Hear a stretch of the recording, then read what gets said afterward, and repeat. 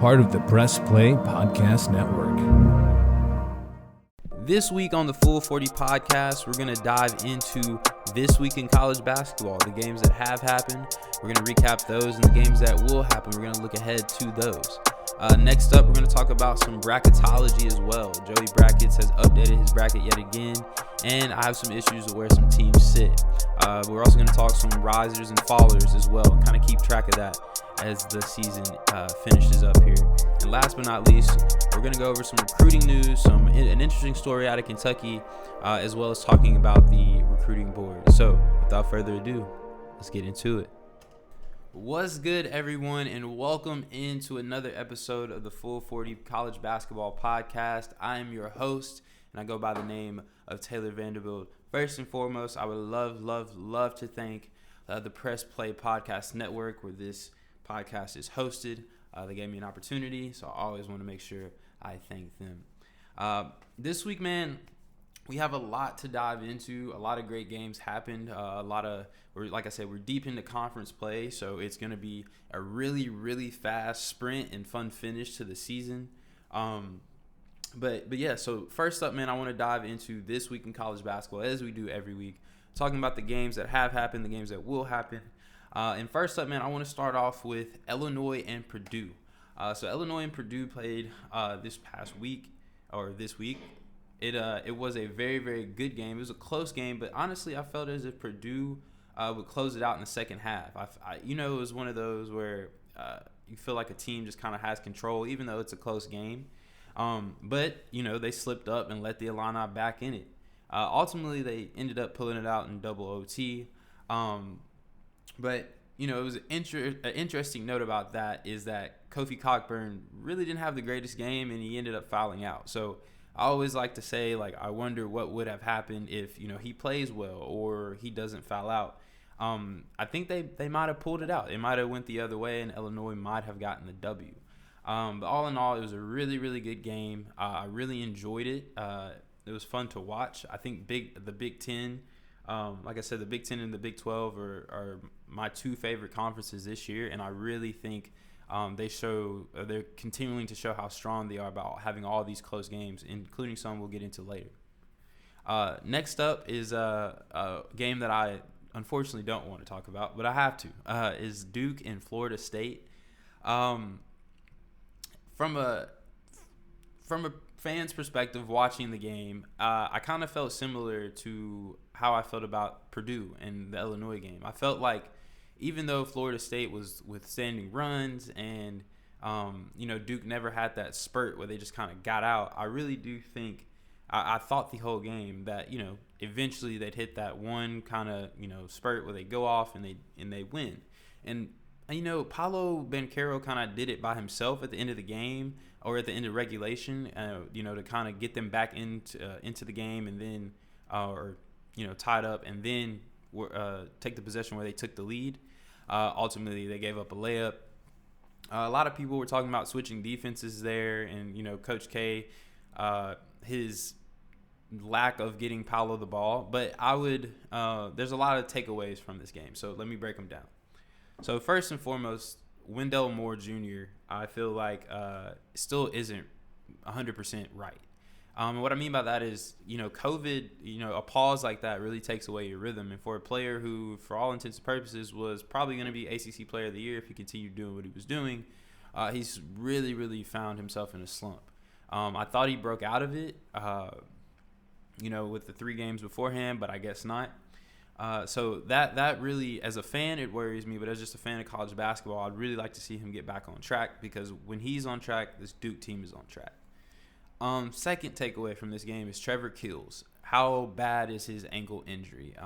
Some people I've seen have said a high ankle sprain, which is usually, I think, around 3 to 4 weeks, and it could be longer depending on how bad it is. If you saw him in the locker room as they were kind of testing it out, he looked to be not necessarily okay, but he looked to have, some pep to his step. So it very well could be a situation, where he comes back and he's perfectly fine. But it's just one of the, next game, or not next game, but in a couple weeks, and it's just one of those basketball injuries. But that's something definitely I'm going to keep an eye on. And then the last thing that I kind of want to touch on is, is Paulo Banchero and the last possession. So a lot of people were wondering why Coach K did not force the issue in getting Paulo the ball. And I would personally argue that he did draw up something for Paulo to get the ball. If you watch the last possession, you can see, Wendell Moore kind of inbound. I think he had a little trouble getting it in, but then Paulo sort of kind of waves him off, which is why Wendell was kind of not necessarily stuck, but he just found himself in a position where he felt like he had to make a play. Overall, I think both of the teams in this game are very, very good. Duke, I think, is very, very good, obviously. And I think Florida State is a very underrated team. Leonard Hamilton always finds a way to find big, tall guys, and he just found some now that can shoot.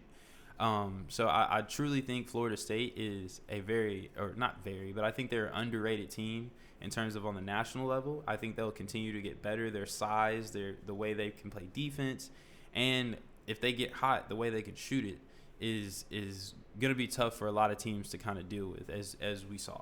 So awesome game. Obviously not the outcome I wanted, but awesome game nonetheless. Really excited to see where both teams kind of go from there. I think Duke has Syracuse on Saturday. Not sure who Florida State has off the top of my head, but looking for a big bounce back out of the Blue Devils on Saturday, and for Florida State to kind of continue this run that they're on. As a matter of fact, I believe Florida State just beat Miami as well. So really looking forward to seeing what that team does. Next up, Iowa State and Texas Tech was a really good game. Personally, this game for me was a really tight defensive battle, which I kind of like somewhat, especially with all the offense we have nowadays. I think, Texas Tech's defense shined the brightest in the end. They held Iowa State to having only one starter in double figures, and that was Brockington. I think he only had 12. And they committed 16 turnovers as well. So the defense really sped them up, got them going. And personally, I feel like no one's talking about this Texas Tech team. They only have 4 losses on the season. All of them are quad 1 losses. They also have but on the flip side, they have really good wins against quad 1 teams, including Baylor, Kansas, and now this Iowa State team, who they split the season series with. They're a really solid team that can get scoring from a few different areas, a few different people. It's not just one guy kind of, being the alpha, and then, you got guys chipping in. It's literally 4 guys who can all score. So I really feel like this Texas Tech team is underrated. But nonetheless, a very, very good game, a very exciting game, a very intense game. And, again, the Big 12. What do you expect? But continuing with that Big 12 notion of big, fun games, Kansas State and Texas actually turned out to be a very, very good game. It was a good one from start to finish, honestly. This Kansas State team is a lot better than what their record shows, and I think that should be the title of this show today, because we have a couple different teams that I'm going to talk about who are a lot better than their record. But if you just look at their schedule, you'll see a win over the aforementioned Texas Tech, and then honestly, they just have a bunch of close games they didn't finish. They have 3 of their 4 conference losses were by 3 points or less. And they've only lost 1 game all year by double digits. And I believe it was to Texas, who they lost to by 12, who in this game they beat.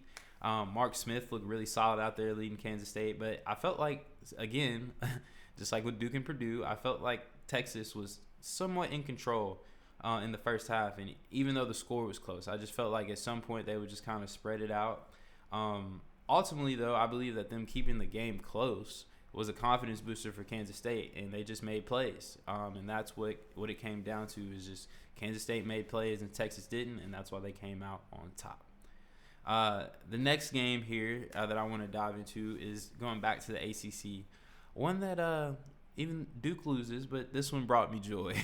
Miami proved again they're the real deal. I feel like, just like Texas Tech, they are very underrated. But Miami proved they're the real deal, and they just absolutely beat UNC like a drum. The game was over, in my opinion, by halftime, and UNC played about as bad as you can play, shooting only 33% from the field and 63% from 3. Really, no starter had a good game outside of Armando Bacot, who I believe was their leading scorer with 15. On the other side, though, Miami legit has 3 legit scorers. I mean, you have Isaiah Wong, who went off this game, but you also have Cameron McGusty and Charlie Moore. And Charlie Moore didn't even play all that well. Their big guy, whose name escapes me right now, really kind of picked up the slack for Charlie Moore. But all in all, man, they look for real, and they, like I said, they can score, they can somewhat defend, and I really believe the scoring part and somewhat the experience of having a senior in Charlie Moore, a senior, I believe, in Cameron McGusty. If not, he's been in college basketball forever. And then also having a young but very talented guy like Isaiah Wong, who I believe is a sophomore or junior this year. I really do think that this Miami team could definitely challenge in the ACC. I mean, they've already beaten Duke. They lost a close one to Florida State, but they've also taken care of UNC. So I really do think they could possibly challenge for that, second team in the ACC this year. And even when it comes to ACC tournament, or ACC championship time, winning that or being in the final. So it'll be really interesting. I'm really interested to see how this Miami team grows. I really do love Jim Larrañaga. I loved him since he was at George Mason doing his thing. So I'm really interested to see, where this team goes and, kind of how they shake out the rest of the season. So next up is Villanova and Marquette. And this is a game that I really didn't see playing out this way. Marquette they gave Nova their 5th loss of the season, and they snapped their 29-game home win streak. And they look really poised while doing so. Shaka Smart's teams are always fairly good. But I didn't expect him to go to Villanova and win at Villanova. That just really doesn't happen, especially in the Big East. But it seems like every time Nova started to make one of their patented runs, Marquette fought back, kind of similar to how I was saying like Duke and Florida State. Every time there was a run made, they fought back and they kind of just withstood it. And, that's how they won the game. And the thing that interests me about this is I'm really interested to see how the Big East shakes out, because there are, to me, 4 to 6 teams that have a legit shot to challenge Nova to their crown, or 4 to 5 teams that have a shot to challenge Nova to their, Big East crown that they pretty much get every year. You have Providence, who's actually leading it. UConn, Seton Hall's in there, even though they've kind of dropped down in terms of the conference standings. Then you have a team like Marquette, and I know I'm missing one, but I'm really interested to see how the Big East shakes out this season, because Villanova is not the Villanova of past. You have Colin Gillespie there, but he's not.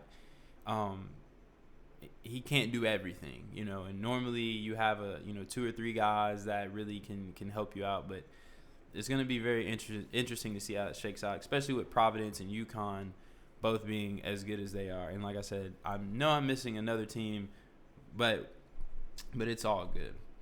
The second to last game I want to kind of dive into in terms of like game recaps and stuff is Bama and LSU. And I'll start off by saying this.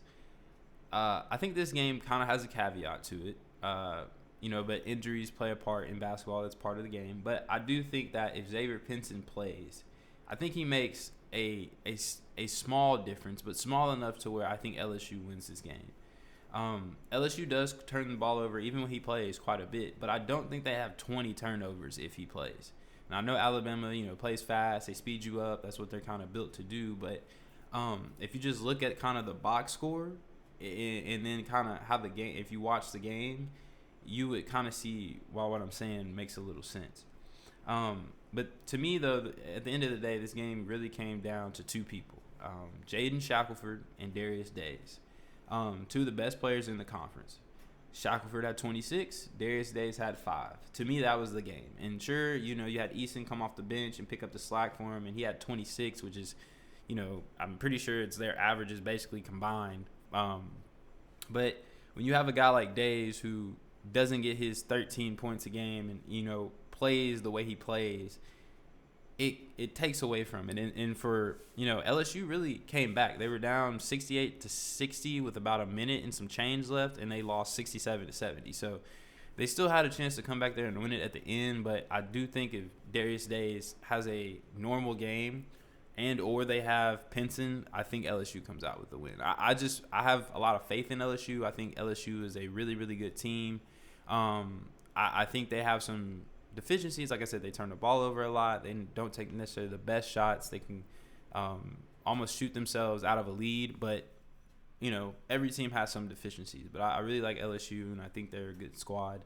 But Bama is a very, very talented squad as well. As you know, Jaden Shackelford, J.D. Davidson, Badiko, I hope I said his name right, and Javon Quinterly, guys like that. So yeah, but a very good game nonetheless.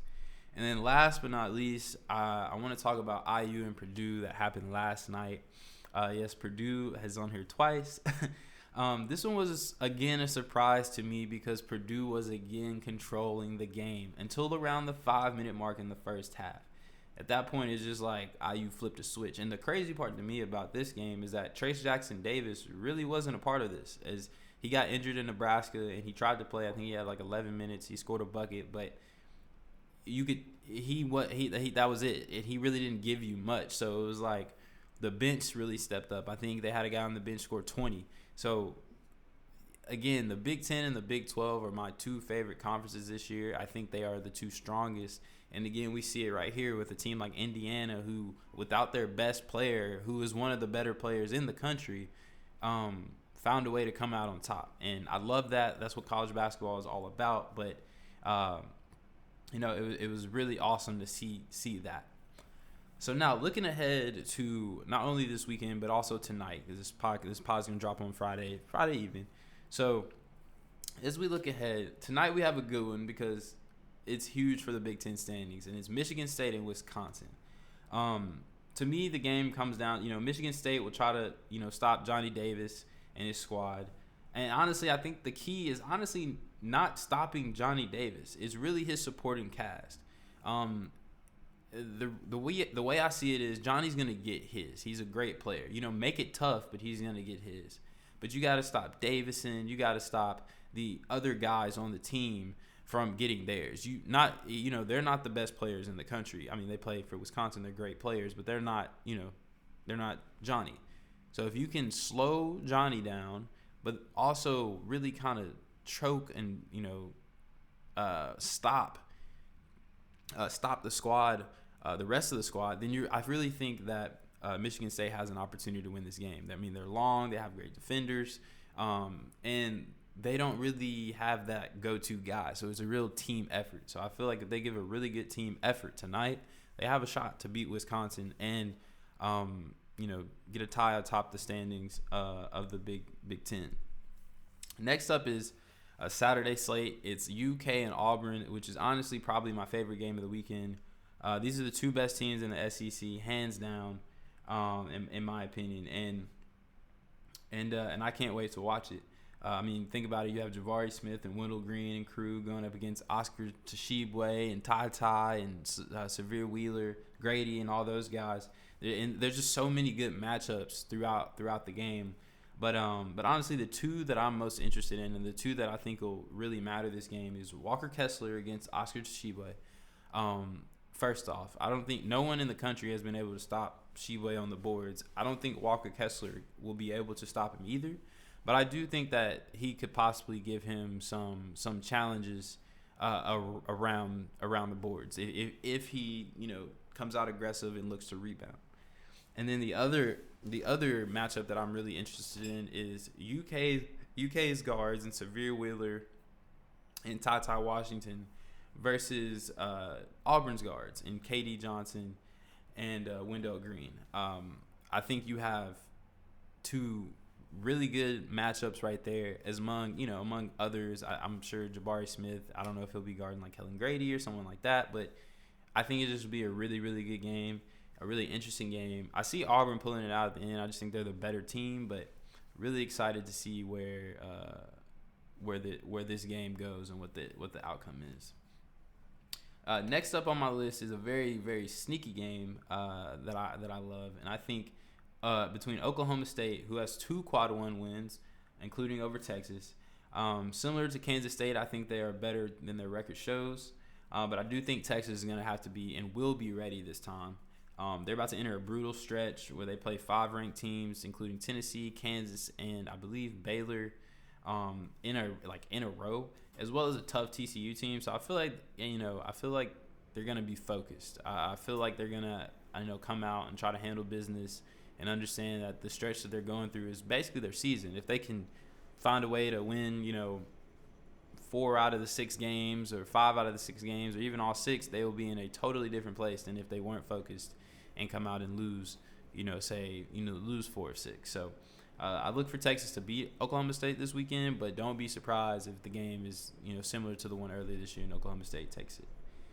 Last but not least, I want to get into my alma mater, and that's the Vols versus LSU. I think this is going to be a good rematch of a game that LSU won earlier this year. The Vols are kind of weird to me. They are a really good team with really great talent and experience, but it just hasn't clicked yet.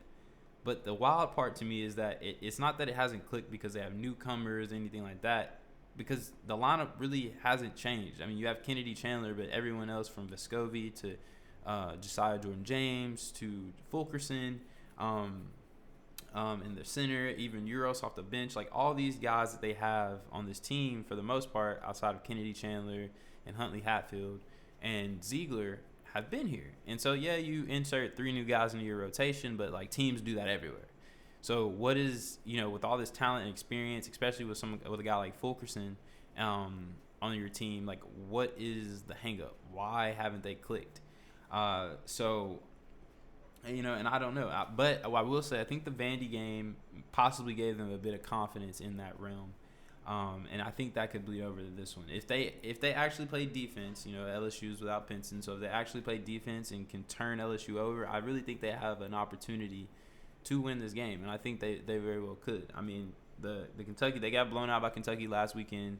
But what I will say about that game is that I believe Kentucky just shot the lights out, because if you look at the box score, Tennessee didn't necessarily play that bad on offense, but when you have a team like that shoots the lights out, what can you do? So, like I said, if they play defense, I think the Vols have a real good shot at winning.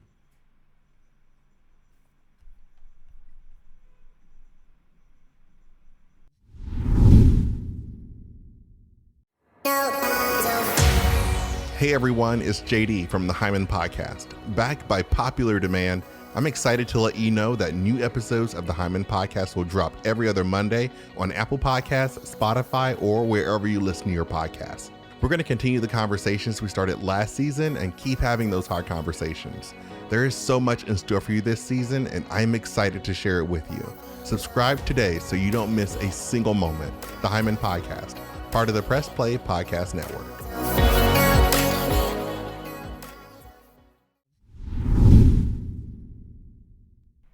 All right, now shifting gears here, we're going to talk a little bit about bracketology. And honestly, this is one of my favorite subjects of the entire year. I absolutely love it.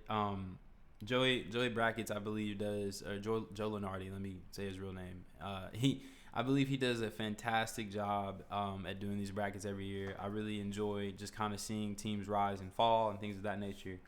But I have some issues with where he has some teams placed, as I'm sure a lot of people do. I think it's just natural. But first up is Arizona to me, and I'm going to say the way I'm going to put these out is statements. And so I have two main ones. So my first one is Arizona is not a 1 seed, and let me tell you why. To me, they haven't played anyone. They have games against USC, the games that they had against big-time teams, USC and UCLA, were both postponed. So those are 2 big conference games. So, yes, they only have 1 loss on the season, but it's to Tennessee. So, they only have 2 quad 1 wins, and both of those are against Wyoming and Illinois. And Wyoming is a very good team, but, and they're a quad 1 team. I'm sure they'll be a tournament team, but, it doesn't move the needle for me. The Illinois game as well is one where Illinois was at the very beginning of the season when they were going through that stretch. As we see now, Illinois is actually a very, very good team. But that was when they going through the stretch. They didn't have Curbelo. it wasn't the best Illinois team. Let me put it that way. So I don't see why they have, so many.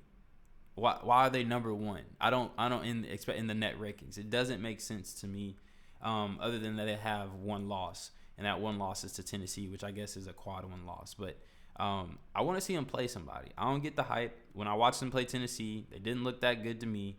And I really do think when they play the better teams in their conference, UCLA, USC, it'll show. I really do think it'll show in that they aren't, who they said they are. And I'll say this. If I'm wrong, if they beat UCLA, if they beat USC, I'll eat my words. But I really don't think they're that, I'm not going to say they're not that good. I think they're a solid team. I think they are a top 25 team, but I don't think they're it should be as highly regarded as they are. Another team that I feel like that, and who I've already discussed today, is Villanova. And my statement for them is why do they get so much leeway? As I said before, Nova has 5 losses now. And granted, 4 of those are quad 1 losses, but they still have 5 losses, including a stretch or a back-to-back games where they lost by 20 to both ranked Baylor, and Creighton, who's unranked. Now, granted, they got that Creighton loss back, but still at the end of the day, I really do believe that Villanova, which they're currently a 4 seed in Joey Brackett's bracketology, I believe that they aren't, I just don't see it. I don't see why they are that high. To me, they should be a 5 seed, maybe even a 6. And granted, like I said, they have some solid wins, but if you look at most of their quad 1 wins, they have 2 of them came from Xavier, who was a conference game, and 1 of them came from Creighton. And I think the other one is Seton Hall, maybe. So, solid teams, but, they're all in conference. So it's like, it just doesn't move the needle for me, And they, like I said, they just lost to Marquette. They still haven't played Connecticut yet. They still haven't played Providence yet, and they have to play both of those teams twice. So, as I said before, I'm really interested to see where the Big East goes, but I really do think that there is a very, very good possibility that they don't win it, and also a very, very good possibility, that they drop to maybe a 5, 6, and even possibly a 7 seed. But I do think the name across the chest, sort of kind of with UNC, which I'll get into later, it is really, really, really helping them out. Next up, I want to dive into my risers and fallers section of bracketology. I have 8 teams here, 4 that I think are going to rise and 4 I think that are going to fall, based on where they are currently right now in Joey Brackett's bracketology. Hold on, I lost it. Let me pull up the bracket yet again. But yeah, so let me just start off by saying the first team that I'm going to talk about is Mississippi State. Mississippi State, I think, is a team that is very, very, very underrated. I believe that they have enough to make the tournament for sure. Joey Brackett's right now has them as the first 4 out. I don't see that at all. I mean, they beat a very, very solid Alabama team.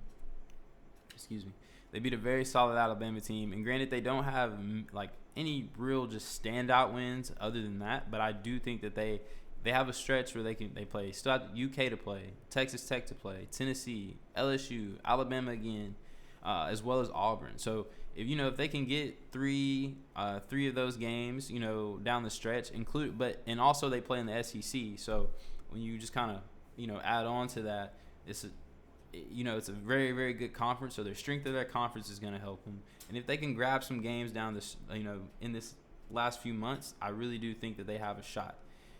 Texas Tech would be a good non-conference game to pick up if they can beat one of these ranked teams, whether it's UK, Texas Tech, Tennessee, or LSU, and then finish the season strong. I really do think they'll be solidly in. Iverson Molinar it looks great, and I really, really like this team. So that's my first team to rise.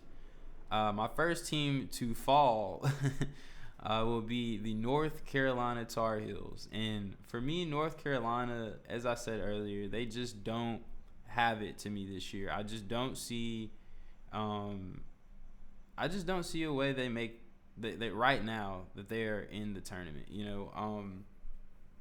They currently are a non-seed according to Joey Brackets. But they're losing games. They lost to, and they don't look like a solid team. They just lost to Miami by almost 30. They've already lost to Notre Dame. Granted, they're still third in the ACC. They're tied with Duke at 4-2. So it's like, it feels like, they're still there, but realistically, they still have to play Duke twice. They still have tough games against like Virginia Tech and Florida State. So I really do. I think that they'll be all right. Just looking at the rest of their schedule, should they make the tournament? Yes.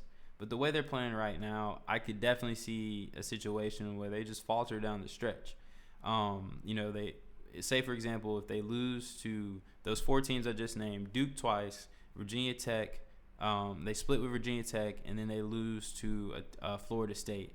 That at that point they have 9 losses going into the ACC tournament.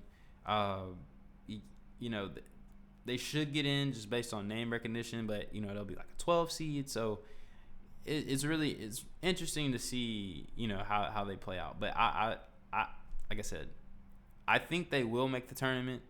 Name recognition, I think they'll have enough solid wins to get in, but I wouldn't be surprised if they falter down the stretch because they just aren't a very cohesive and solid team to me right now. On the other hand, let's go back to the risers, and one of my favorite teams that I really love right now is Texas A&M. Texas A&M, shout out to them. They have a former Duke guy, Henry Coleman, but they have been a really solid team all year.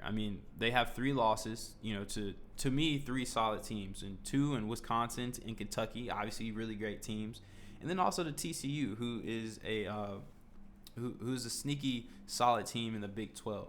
They're not going to make any noise in the Big 12 or anything like that, but they can beat any team on any given night.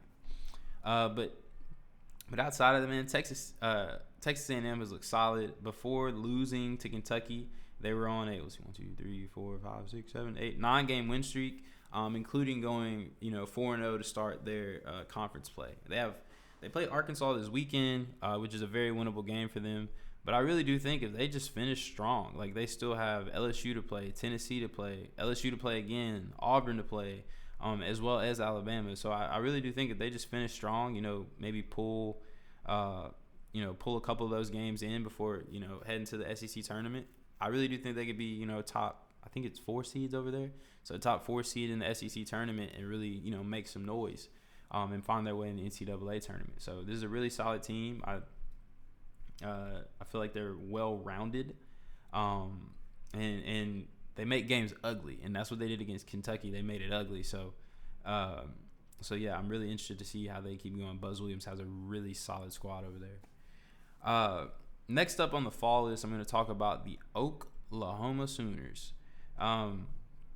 Oklahoma, to me, is a solid team. They're one of those teams that just kind of is there. They're 12-6 right now, but they have 3 straight losses, and they played Texas and they lost to Texas. They have already lost to Baylor.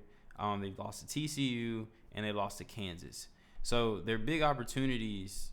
They still have some big opportunities left, but it's kind of they weren't those games that they lost. I wouldn't say weren't close, but Baylor by 10, Texas by 14. TCU beat them by 1, but TCU's, like I said, they're not gonna make any real big noise within the conference. And then also also Kansas, which they lost by 3, but I would like to say that was a lot because Abaji didn't, he hurt his hand in the first half. So if you look at the rest of their schedule, they still have Baylor to play. They have Auburn, Texas Tech again, Texas Tech, Kansas again, Texas again. So they have some opportunities to make up some ground, but I don't think that their team. I just don't think their team is really good enough to do it. Tanner Groves, their leading scorer, he averages about 13 a game. And then after that, you have Gibson, but it just kind of there's no real scorer. There's no real guy like Jordan Goldwire is the point guard. There's no real standout guy on this team is what I'm trying to get at. And I think that's going to hurt them down the stretch. Like I said, I'm really interested to see, though, where this goes and how this works out. But I just see Oklahoma as a team that is falling and could possibly just fall out of the tournament. Next up is another Rise team, and that is the Miami Hurricanes. And I don't really have to go in depth on them. I kind of gushed over them earlier. But, like I said, they have 3 legit scorers and Moore, McGusty, and Wong. They are solid enough on defense to where they can make it a little tough for teams. But, when you can score like they can score and shoot like they can shoot, I really do think that they're going to be the type of team that is good for tournaments. It's six games, 6 days, or 6 games over, a couple weekends or whatnot. And you just got to be hot for those 6 games. And this is a team who can get hot at any point and just stay that way. So I really do think Miami will continue to rise within Joey Brackett's bracket. Right now they are 8 seed. They're 8 seed and projected to win the ACC. I think if they do that and win the ACC tournament, they won't be an 8 seed. I see them as more of like a 6, 7 seed. Like if you look at the I see them more as like a 6 seed. If you look at the 6 seeds going around, you got like USC, who I think they could kind of overtake because they have a couple more or better wins than USC does. As well as a team like Ohio State. Like Ohio State plays in the Big Ten, though. Ohio State has some really good wins, but I do think they're in that tier of a 5 or a 6 seed. So I said 6, 7, but I think they're more in the 5, 6 range. So really, really love what Miami's doing down there. Next up, my second to last fall team is Seton Hall. Seton Hall to me is a very interesting team to watch. They're 11-5. They're a good team. As you saw by early season, like I know Michigan's not good, but beat Michigan earlier in the year, played Ohio State close, beat Texas earlier in the year. Really hadn't had a bad loss this year outside of the DePaul game, and that's a conference game, so you kind of know how those goes. But in terms of score, they haven't really lost a game by more than 5, 6 points. So they're a solid team. Don't get me wrong, but I think when it comes down to it in their conference, I believe they're going to beat the teams they have to beat or they should beat and lose to the teams that should beat them. So Xavier, they still have to play again. Villanova, Connecticut, they actually have to play Xavier twice. I think they lose all 4 of those games. As well as, you still have a team like Marquette who just beat them. I think they could beat them again. So I definitely see Seton Hall just falling just based off of how strong their conference is and that I don't really see them picking up any of those games.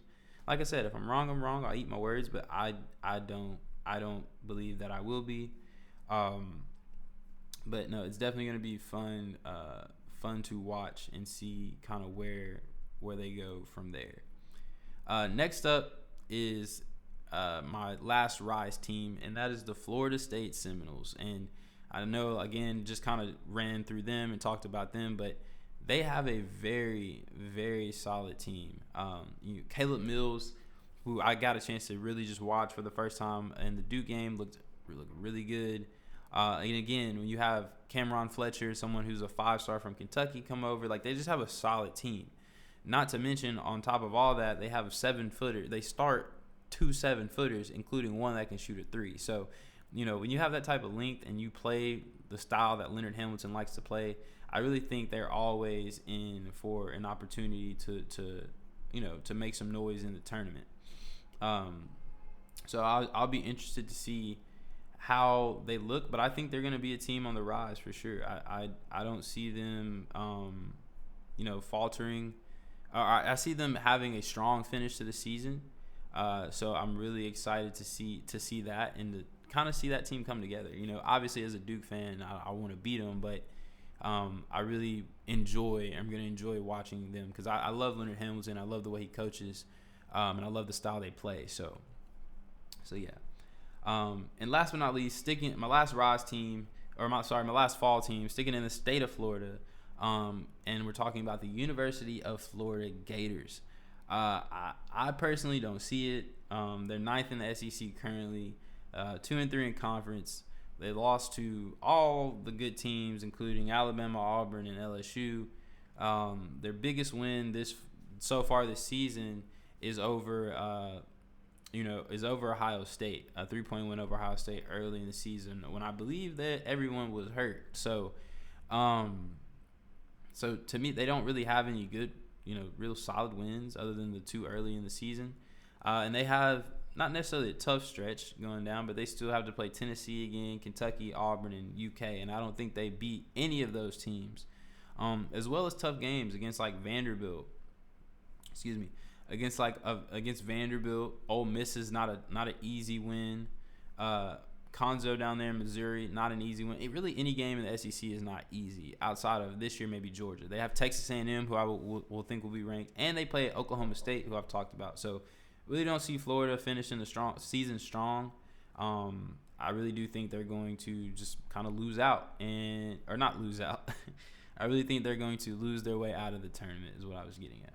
So, the last thing that I want to dive into is a little bit of recruiting news. So, the first thing that I want to talk about is a very, very interesting story to me.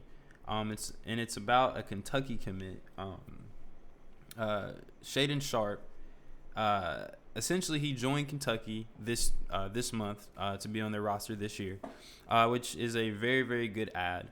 But here's my thing about that, or the interesting part about it. So he can actually apply for the 2022 NBA draft, which I find very interesting. So what this means, So what this means is essentially he could never play basketball for Kentucky. Obviously, he might play here in a little bit, but he honestly could never play for Kentucky and go to the NBA, which means that Kentucky's next year's class, I guess that would be their 2022 class, could lose one of the best players out of it, which sucks.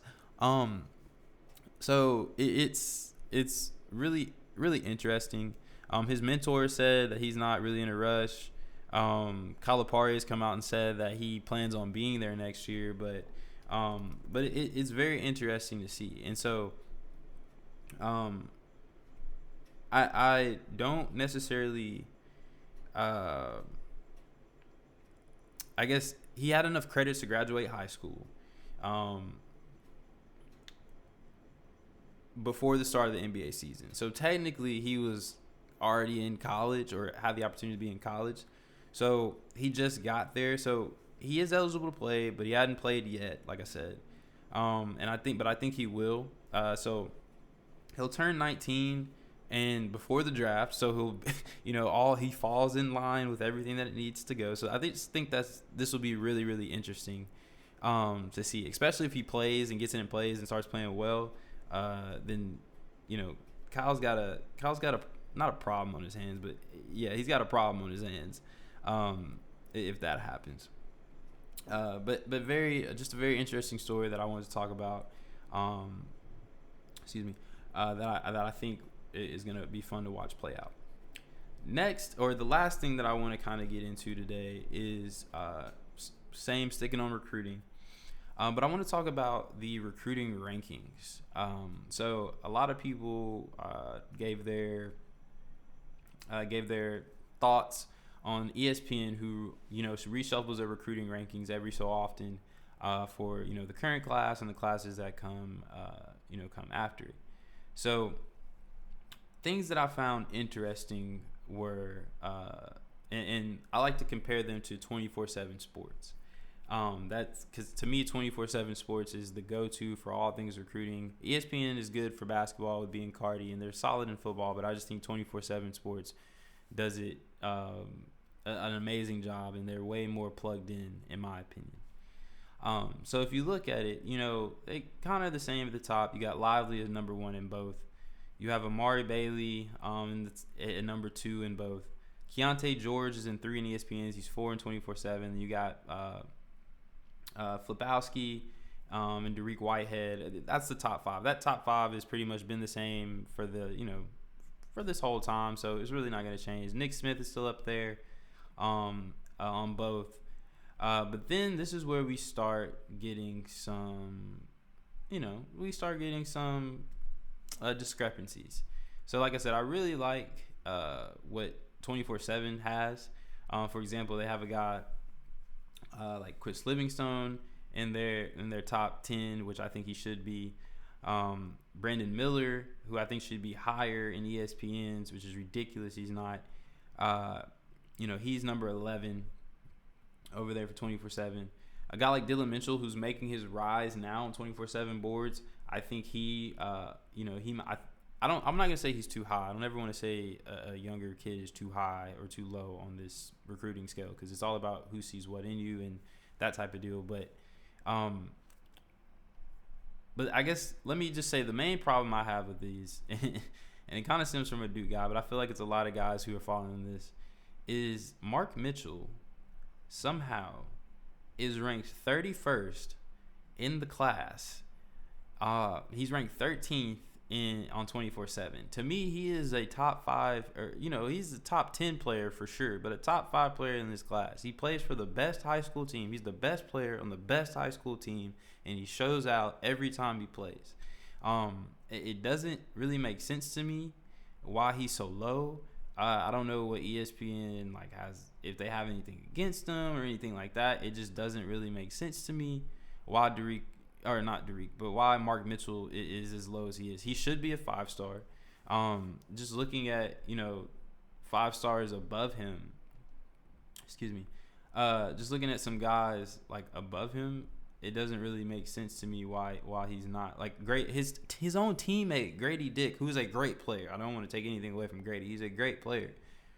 But when you watch these games, Mark Mitchell takes over, if not just as much, if not more than he does, and yet Grady's the 8th ranked player and a 5-star, and Mark Mitchell is a 4-star and a 31st ranked player. So, just some interesting things to think about when it comes to just when I look at these, balance these two out, where these guys are. So, really interested to see, like I said, I don't ever want to, make a, knock a kid down or, about his ranking, because at the end of the day, rankings don't really matter. It's just about where you go, if it's a good fit for you.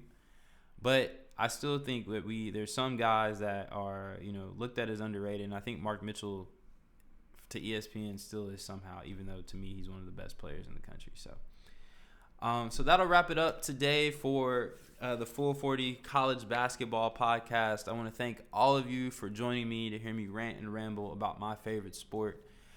Please, please, please watch the games this weekend. Enjoy them. Be safe. And I can't wait to dive back into the week of college basketball next week. So, without further ado, peace.